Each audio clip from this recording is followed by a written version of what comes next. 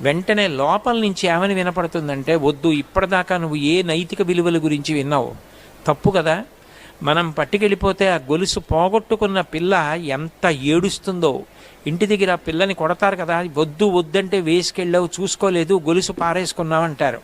ఇదే మనం గొలుసు పట్టుకెళ్ళి వేదిక మీద ఇచ్చేసి, ఇది ఎవరిదో ప్రకటించి వాళ్ళకి ఇచ్చేసేయండి అంటే, ఆ పిల్లకి ఇచ్చేస్తే ఆ పిల్ల సంతోషంగా వెళ్ళిపోతుంది. నేను చేసిన మంచి పనికి భగవంతుడు నన్ను కాపాడతాడు అని నీలో నుంచి నీకే ఒక మాట వినపడుతుంది. తప్పు చేసేటప్పుడు ఇది తప్పు వద్దు అని, మంచి చేసేటప్పుడు ఇది మంచి చేద్దామని అనిపిస్తుంది. ఆ పని ఏది చెయ్యవచ్చని నీకు అంతరాత్మ చెప్తోందో అది చెయ్యి, ఏది వద్దనిపించిందో అది చెయ్యకు. ఇంకా నీకు ఒకవేళ నిర్ణయించుకోవడం చేత కాలేదనుకో, అప్పుడు మీ అమ్మగారిని అడుగు, అమ్మాయి ఇది చెయ్యనా అది చెయ్యనా అని అడుగు. అమ్మగారు కూడా చెప్పలేకపోయారనుకో, నాన్నగారిని అడుగు.